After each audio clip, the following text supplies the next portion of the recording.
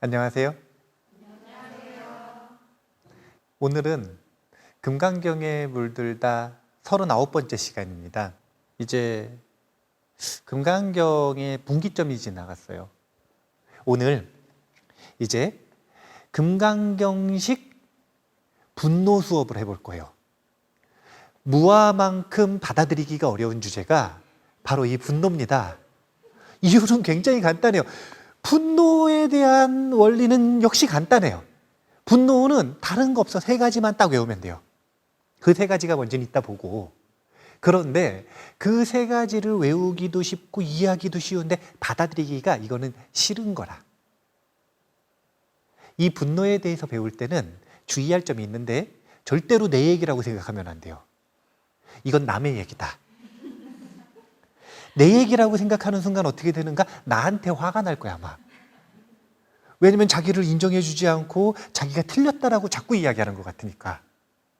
그래서 금강경식 분노 수업을 하는데 이 부분에서 지금 분노에 대한 이야기가 언급이 되는 이유는 다른 게 아니라 이제 금강경 전반에서 보시지계 인욕, 정진, 선정, 지혜, 반야바라밀이라고 하는 육바라밀 전체의 행법이 나오거든요. 그러니까 보시품, 인욕품, 정진품 이렇게 품이 나눠서 나오는 건 아니지만 그 주제가 하나하나씩 드러나요. 그런데 이제 인욕에 대한 부분이 드러나는 그 금강경 원문이 있기 때문에 그 부분을 이제 기회로 삼아서 금강경에서는 분노를 어떻게 바라보고 어떻게 다스려야 되는가 2시간 통해서 공부를 해보도록 할 거예요. 이제 우리가 금강경에선 다양한 보시가 나오죠.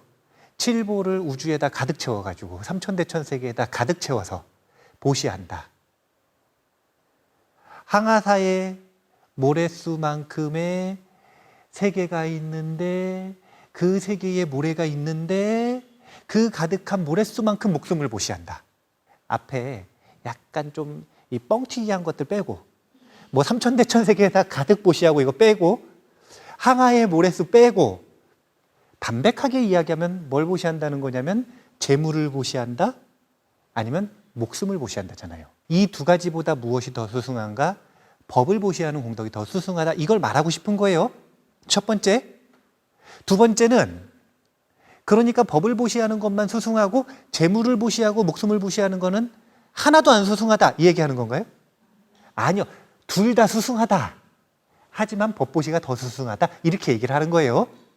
그런데 그러다 보면 턱턱 걸리는 게 있어요. 목숨을 과연 보시하는 게 가능한가? 목숨을 보시하면 수승한 공덕이 있대요. 그러면은 이번 생은 접고 다음 생을 위해서 목숨을 보시할 수 있을 것 같아요? 이 부분은 사실은 우리가 여기서 공부하고 있는 청년법우님들 뿐만이 아니라 금강경의 역사 내내 있었던 거부감일 거예요. 진짜 목숨을 보시할 수 있나? 목숨을 보시할 수 있을까? 이 목숨을 보시하기 위해서는 얼마나 많은 인욕의 양이 필요한가? 이 부분을 분노에 대해서 다루면서 공부를 해보겠다라는 거예요. 분노라고 하는 건 굉장히 중요한 주제입니다. 제가 자주 이런 표현을 하는데 삶에서 제일 중요한 사건 2사건을 뽑으라면 태어남과 죽음이에요. 태어남은 이미 지났으니 남아있는 가장 중요한 사건은 죽음입니다. 그래서 죽음을 배우는 건 굉장히 중요해요. 그런데 죽기 전까지 살아가는 데 있어서 이 삶을 잘 풀어나가기 위해서 반드시 익혀야 되는 마음의 습관이 있다면 그건 다름이 아니라 분노를 해결하는, 분노를 소화하는, 분노를 다루는 방법입니다. 이 분노를 다루는 방법을 익히는 건 사실은 삶을 변화시키는 데 있어서 삶을 행복하게 만드는 데 있어서 가장 중요한 주제 중에 하나가 될 수가 있다. 이 분노에 대한 아주 재밌는 명언이죠. 이런 표현이 있어요. 분노는 기묘한 사용법을 지닌 무기다. 분노는 무기예요, 무기. 근데 아주 기묘한 사용법을 지녔대요. 다른 무기는 사람이 사용하지만 분노라는 무기는 반대로 우리를 사용한다. 이게 무기라면 이걸 휘두르는 건 나죠. 사람이 이걸 쓰잖아요. 근데 분노를 휘두를 때 보잖아요. 사람이 휘두르지 않고 분노가 사람을 휘두릅니다. 분노에 잡아먹혀버리는 거죠. 이건 분노를 못 다루는 거예요. 금강경 속에서는 분노를 없애라는 말을 하지 않습니다. 분노 없는 사람은 우울증이 걸려. 매가리가 없어요. 힘이 없어요. 분노는 힘이라. 분노는 인간이 가지고 있는 가장 원초적인 감정의 힘이에요. 그래서 분노의 힘을 없애는 게 아니라 어떻게 하는 거냐면 다루는 것이다. 그래서 분노가 나를 휘두르게 하지 말고 내가 어떻게 분노를 쓸 것인가를 배우는 것, 이것이 분노를 다루는 방법을 배우는 것이다 라는 걸 알고 계셔야 돼요. 수보리존자의 15번째 질문이에요. 의문. 수많은 사람들이 금강경 원문 공부하다가 드는 의문을 대표로 질문을 해주신 겁니다. 이렇게 의문을 가지셨어요. 부처님께서는 제보시와 목숨보시의 복덕이 아무리 크더라도 무주상보시의 복덕에 비할 수 없다고 하셨다. 법보시의 공덕에 비할 수 없다고 하셨다. 그러나 제보시가 무주상보시보다 쉬워도 자신의 목숨을 보시하는 것은 쉽지 않은데 어떻게 자신의 목숨을 보시할 수 있겠는가? 과연 자신의 목숨을 보시하는 것이 가능하겠는가? 이런 질문. 이 질문에 대해서 우리가 일단 답부터 알려드리고 시작을 할게요. 이제 이 기준은 어디에 나오는 기준이냐면요. 입보살행론이라고 하는 논전에 나오는 기준이에요. 보리심을 일으켜서 이 보리심을 실천하는 게 육바라밀인데 그 육바라밀 하나하나를 어떻게 실천해야 되는지를 가장 구체적으로 디테일하게 설명하고 있는 논전이 바로 입보살행론이거든요. 그래서 우리가 입보살행론도 꼭 공부를 해봐야 되는데, 그런데 그 입보살행론 인욕품에 보면은 이제 육신을 보시하는 것 그리고 목숨을 보시하는 것의 최소 조건, 그러니까 이 정도 수준은 돼야 보시할 수 있다라고 하는 기준이 딱 서 있어요. 육신을 보시한다라는 건 뭐냐면요, 생각을 해보세요. 보살은 나를 위해 살아요? 중생을 위해 살아요? 중생을 위해 사는 거예요. 이게 의식이 발전을 하잖아요. 그러면은 점점 내가 없어져요. 내가 없어진다라는 게 이 몸이 흐릿해진다는 게 아니라, 이 마음이 흐리멍텅해진다는 게 아니라, 뭐 의견이 없어진다는 게 아니라 나라고 하는 고집이 점점 없어지는 거예요. 나라고 하는 고집이 점점 없어지면은 무슨 장점이 있냐면요, 적절해져요. 양보해줘야 될 때는 적절하게 양보해주고요. 서로 다 양보하고 있으면 곤란해요, 안 곤란해요? 곤란하죠? 그럴 때는 자신의 의견을 딱 얘기해줘요. 이거를 적절하게 할 줄 아는 거예요. 강하게 나가야 될 땐 강하게 나가는 모습을 보이기도 하고, 져줄 때는 져주기도 해요.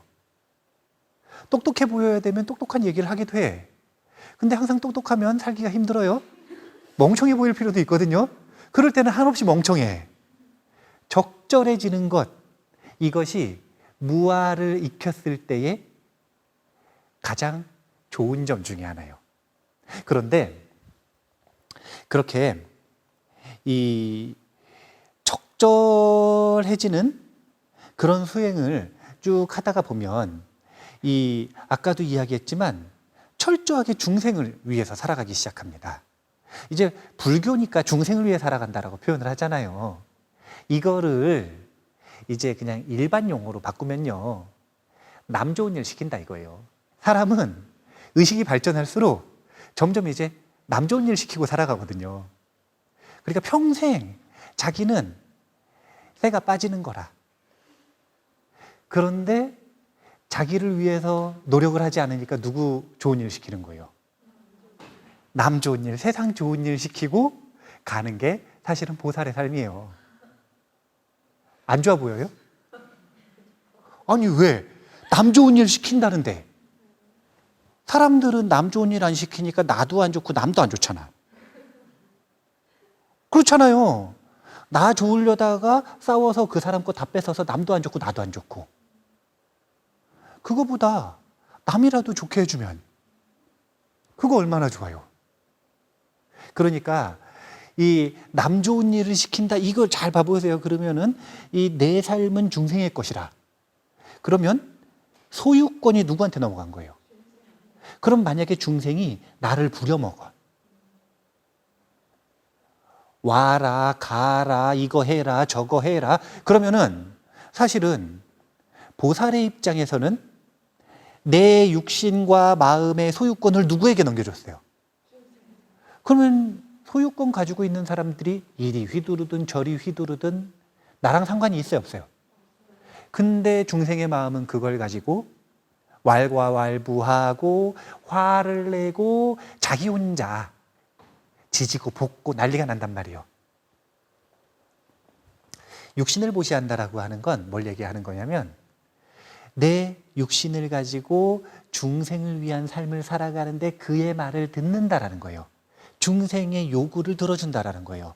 그런데 여기에도 기준이 있는 거예요. 입보살행론에서는 무슨 기준이 있다 그러냐면 보시받는 이 그 사람에게 행복에 도움이 될 때 그때는 중생의 요구를 무조건 들어준다.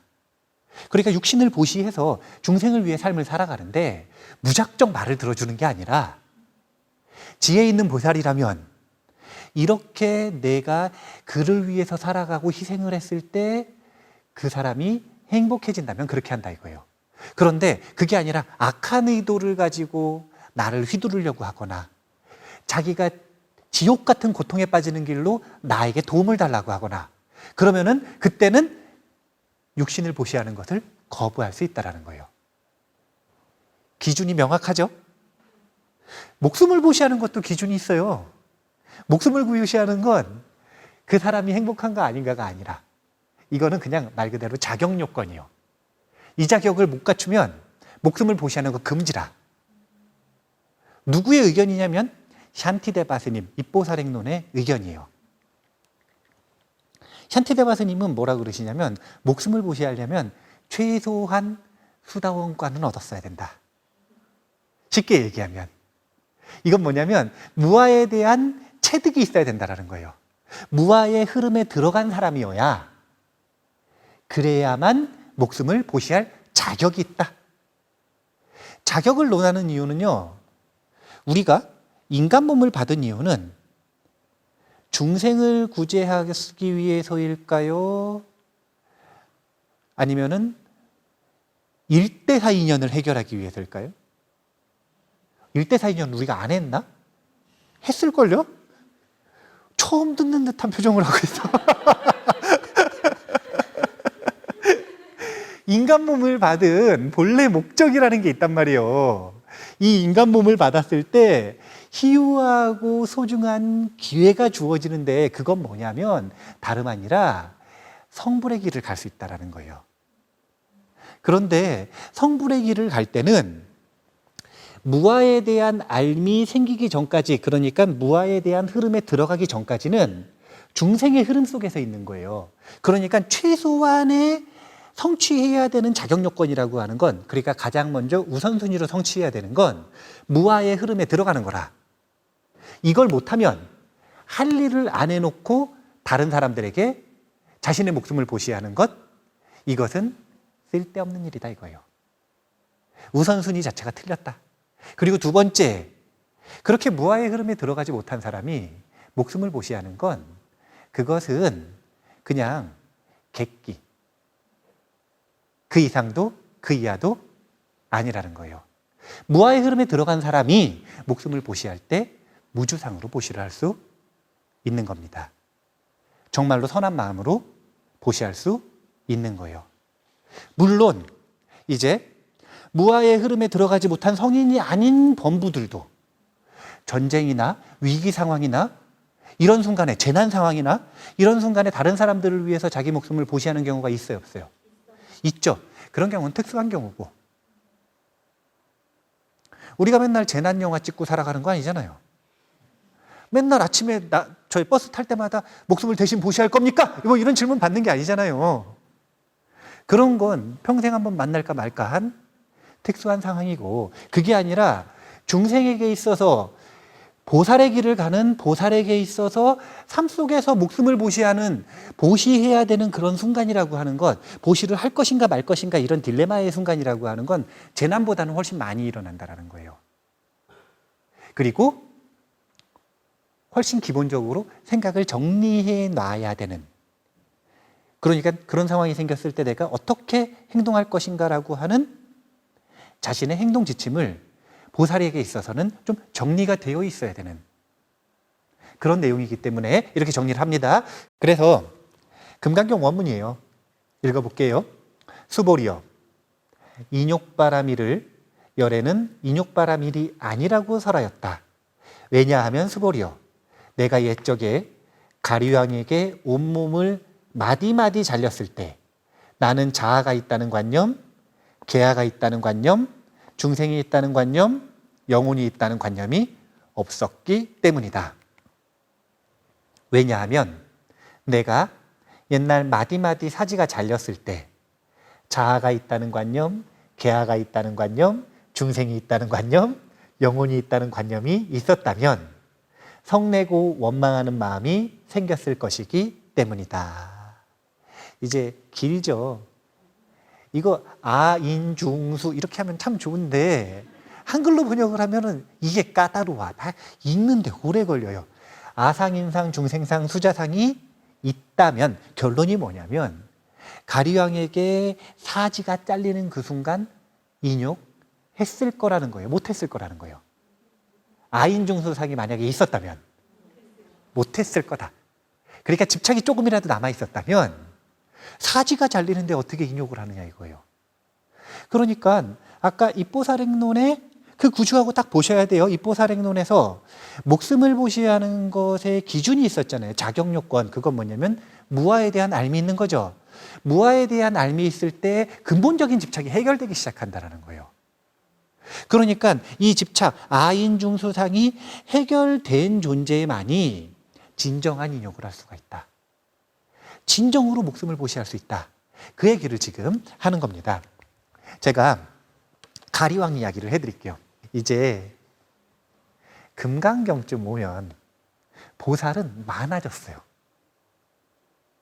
금강경이 시작되기 전에도 관세음보살, 문수보살 있었을까요? 없었을까요? 있었어요. 관세음보살, 문수보살 기원 전후에 다 나타났거든요.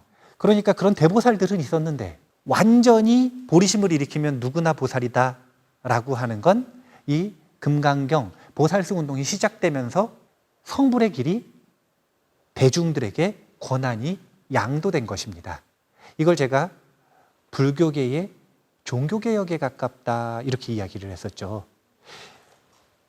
말씀의 권리가 모든 신자들에게 간 것이 저 이웃종교의 종교개혁 아니에요. 신부님만 권한을 가지고 있는 게 아니라, 불교의 종교개혁은 성불의 권리가 부처님에게만 있는 게 아니라 중생 모두에게 있다. 누구나 갈 수 있다. 권리가 양도된 것, 이것이 종교개혁이에요. 그런데 분명히 이런 금강경의 가르침이 나오기 전에, 그러니까 보살이라고 하는 존재가 많이 있기 전에는 오직 누구만 보살이었냐면 석가모니 부처님의 전생만 보살이었어요. 그러니까 이제 그때는 산스크리트 안 썼고 빨리어 썼으니까 보디사타라고 불렸단 말이에요. 보디사타. 자타카가 많단 말이에요. 부처님 전생담. 그 전생담에 나오는 모든 등장인물의 주인공은 누구냐면 보디사타예요. 보살. 그런데 그 보살이 한 번은 숲속에서 산매에 들어 있었어요. 그런데 가리왕이 사슴 사냥을 나왔어. 사슴 사냥을 나와가지고 사슴을 딱 해가지고 쐈는데 어떻게 됐을까요? 그렇죠. 잡았으면 끝이지 뭐. 이야기가 더 진행이 안 되죠. 놓쳤어요. 그러니까 쫓아갔겠죠. 그런데 도저히 못 쫓아가겠는 거예요.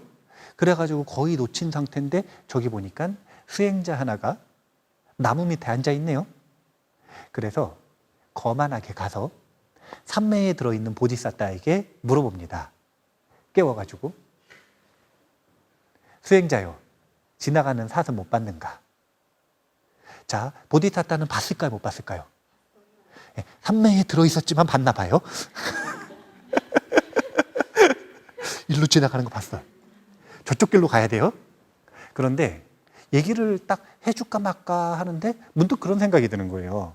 어떤 생각이 드냐면 중생은 고통을 싫어하고 살고 싶어하고 행복해지고 싶어하는 공통의 본능이 있는데 저 사슴 분명히 살고 싶어서 갔을 텐데 내가 말해주면 어떻게 될까? 그럼 내가 말해줘야 되나? 그래서 가만히 있었어요. 말을 안 하고요. 그러니까 교만한 가리왕이 화가 날까요, 안 날까요? 화가 나지. 수행자 때문에 원래 화난 거예요? 자기가 사슴 놓쳐서 화난 거예요? 근데 이제 보통 다 뒤집어 씌우잖아. 밖에서 화나서 와놓고 집에 와가지고 가족 때문에 화났다고 다 뒤집어 씌우잖아요, 사람들이. 원래 화나놓고 친구 만나면 그 사람 때문에 화났다고 다 뒤집어 씌우잖아요. 원래 중생이 분노하는 꼴이 그렇거든요. 분노에게 휘둘린다. 가리왕이 분노에 휘둘려가지고 어떻게 하기 시작했냐면 그래서 너는 뭐 하는 놈이냐? 그러니까 저는 인욕수행자입니다. 눈빛이 화가 잔뜩 나가지고 칼을 딱 들고 어떻게 했냐면 팔을 딱 잘라버렸어요. 오른쪽 팔을 확 잘라버렸어요. 그러면 산매에 깊이 들 수 있는 수행자인 보디사타는 아플까요? 안 아플까요? 안 아플 거라고 생각하면 안 돼요. 잘리면 아파. 잘리면 아파. 잘리면 아파요. 너무 아픈 거예요. 그런데 너무 아픈데 아파가지고 소리를 지르거나 화를 내거나 이런 반응을 보여야 되는데 산매력이 깊고 지혜가 있으면 뭐가 다르냐면 안 아픈 게 아니라 그 아픔에 대해서 자동적으로 일어나는 반응을 선택할 수 있는 거예요. 산매력이 없으면 습관대로 반응하겠죠. 근데 산매력과 지혜의 힘이 있으면 그 속에서도 반응을 선택할 수 있는 거예요. 문득 한 찰나에 드는 생각이 어떤 생각이 드냐면 이 교만하고 난폭한 왕이 수행자인 나에게도 이런데 일반 백성들에게는 얼마나 큰 해악을 끼치겠는가. 그 불쌍한 중생들을 생각했을 때 보살 수행을 하는 내가, 보리심을 완성하겠다는 내가 저 왕에게 화를 내는 것은 맞지 않다. 참아야겠다. 싸우지 말아야겠다. 사실은 산매력이 뛰어나요? 그럼 신통 좀 있을까요? 없을까요? 있죠? 그러면은 팔이 다시 뚝 붙을 수도 있어, 없어요? 없어. 없어요. 하지만 교만한 왕 하나쯤 싸워서 날려보내려고 그러면 날려보낼 수 있을까요? 없을까요? 있겠죠. 그런데 그렇게 하고 싶지 않은 거예요. 그래서 가만히 있었어요. 소리도 안 지르고 아파 죽겠는데 속으로는 아파 죽겠지만 소리도 안 지르고 가만히 있었어요. 이 일반적인 반응을 보이지 않은 거죠. 그 모습을 보고 왕은 마음이 어때요? 더 화가 나죠. 그래가지고 이번에는 왼팔을 잘랐어요. 그래 놓고 뭐라 그러냐면 그래, 너는 뭐 하는 놈이냐?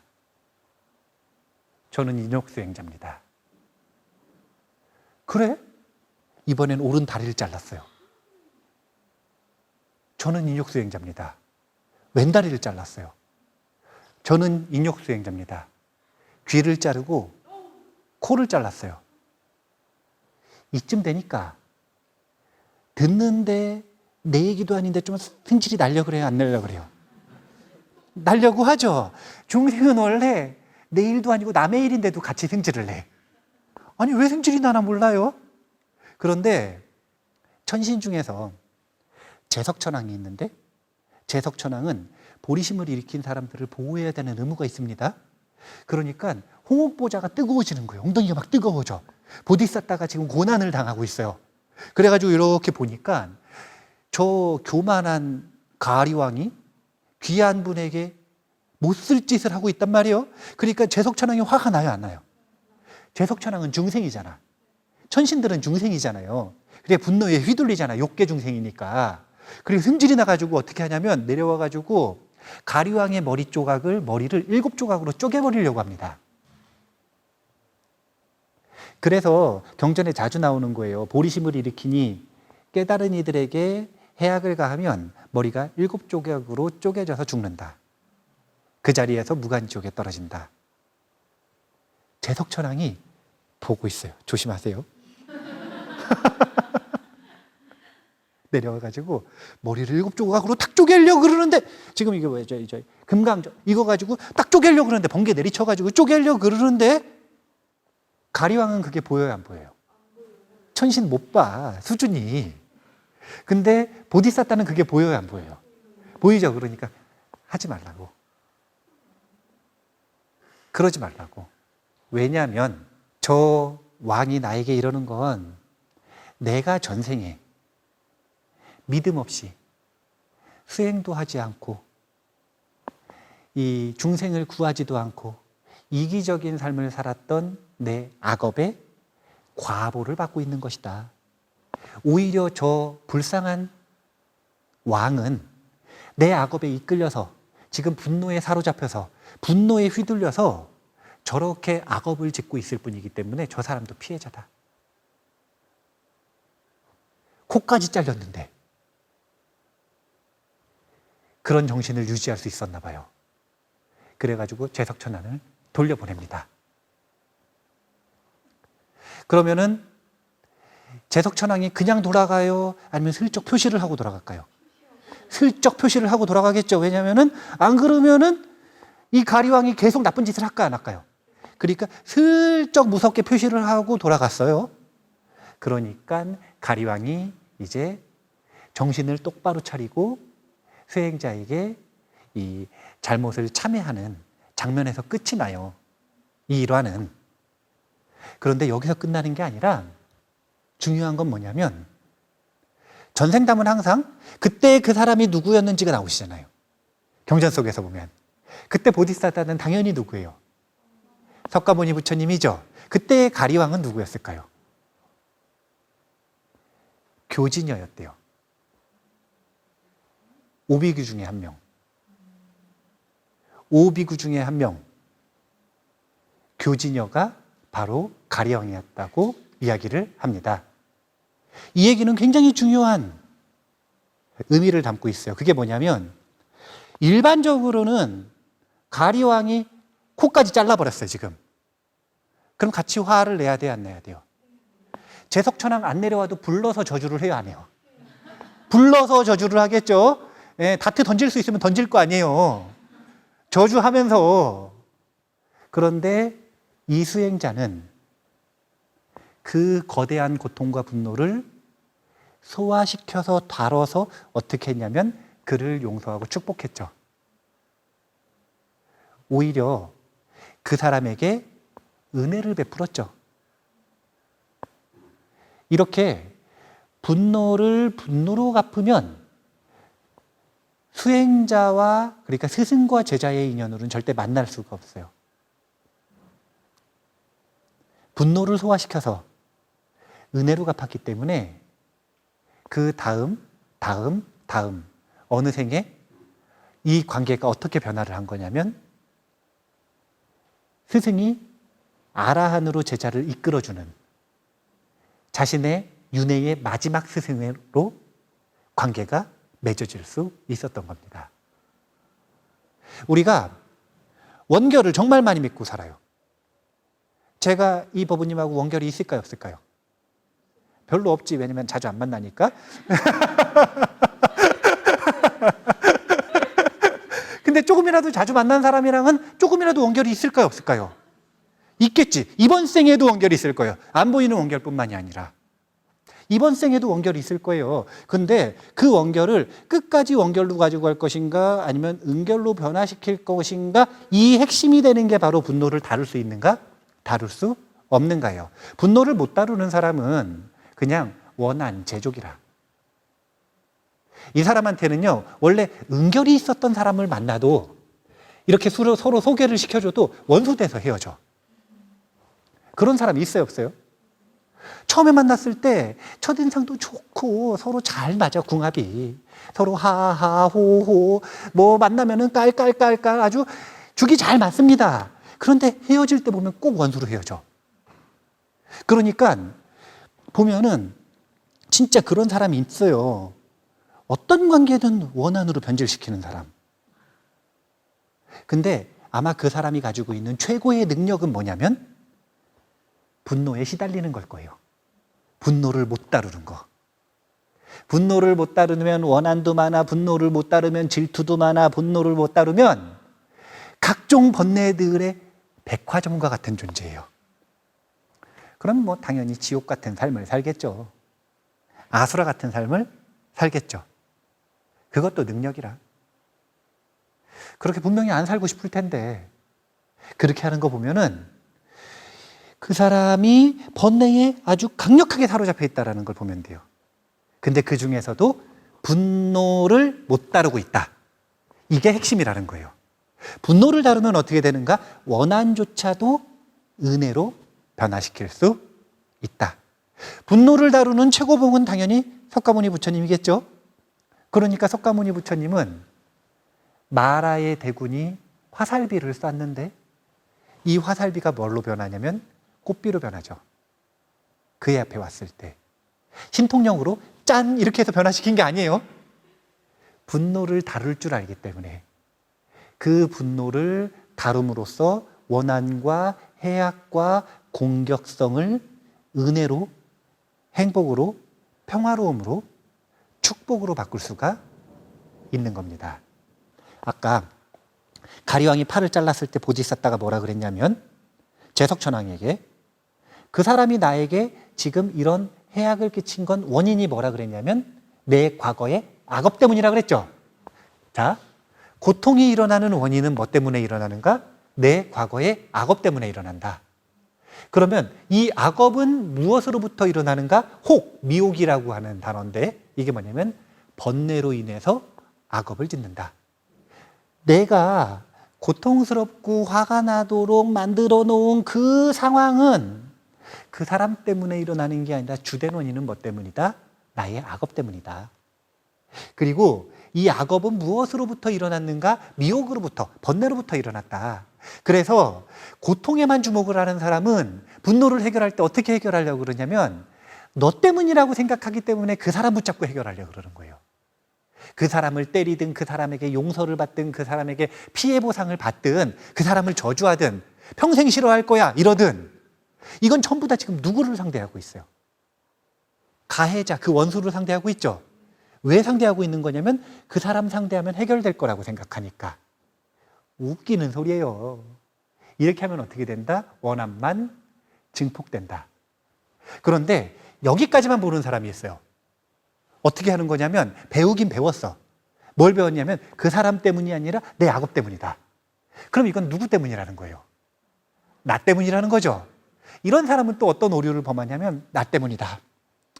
내 탓이다. 내 탓이다. 죄책감과 수치심이 들어. 나에게 화가 나. 내 탓이다. 왜 그런 실수를 했을까? 내 탓이다. 아예 내가 나쁜 놈이네. 불교는 그런 폭력적인 종교가 아니에요. 너 때문도 아니고 나 때문도 아니고 그 근본 원인을 보면 사실은 오직 분노 때문이에요. 이런 다툼이 일어나고 이런 고통이 일어나는 건 오직 분노 때문이라. 내가 이 사람을 친 거 뭐 때문이에요? 분노 때문. 그 사람이 동시에 나에게 복수를 했어요. 뭐 때문이에요? 분노 때문.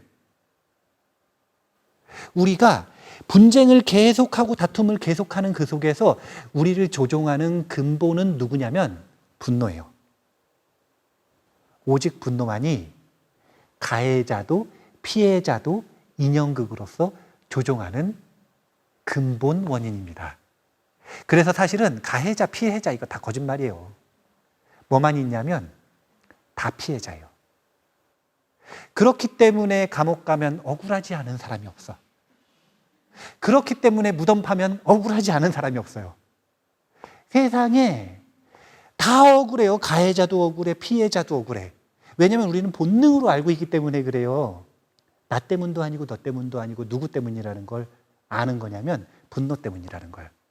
근데 이걸 본능으로만 알지 의식 표면으로 끄집어내서 그 기준을 가지고 분노를 해결하는 방법을 못 배웠을 뿐이라.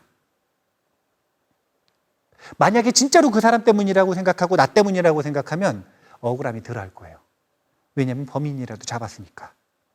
근데 곰곰이 생각해보고 곱씹어보고 내 상황을 살펴보면 결코 그거가 근본 원인이 아니라는 걸 알게 되거든요. 우리는 너 때문이라도 아니고 나 때문이라도 아니에요. 우리 때문도 아니에요. 뭐 때문이냐면 분노 때문이다. 세상의 모든 다툼과 분쟁과 그 속에서의 고통은. 그래서 어떻게 본인이 인욕을 하셨는지 이렇게 설명을 하십니다. 수보리여, 열애는 과거 500생 동안 인욕 수행자였는데 그때 자아가 있다는 관념이 없었고 계하가 있다는 관념이 없었고 중생이 있다는 관념이 없었고 영혼이 있다는 관념이 없었다. 그러므로 수보리여, 보살은 모든 관념들을 떠나 가장 높고 바른 깨달음의 마음을 내어야 한다. 형색에 집착 없이 마음을 내어야 하며 소리, 냄새, 맛, 감촉, 마음의 대상에도 집착 없이 마음을 내어야 한다. 마땅히 집착 없이 마음을 내어야 한다. 자, 길었죠, 문장이? 결론이 어떻게 하면 된대요? 그렇죠. 간단하게 표현하면 그래서 어떻게 인욕을 했는가? 집착 없이 마음을 내는 연습을 하고 저 마음을 갈고 닦았기 때문에, 즉 무주상을 갈고 닦았기 때문에 본인은 인욕수행을 할 수 있었고 그리고 가리왕이 사지를 배웠을 때 참을 수 있었다. 완전히 길이 달라요.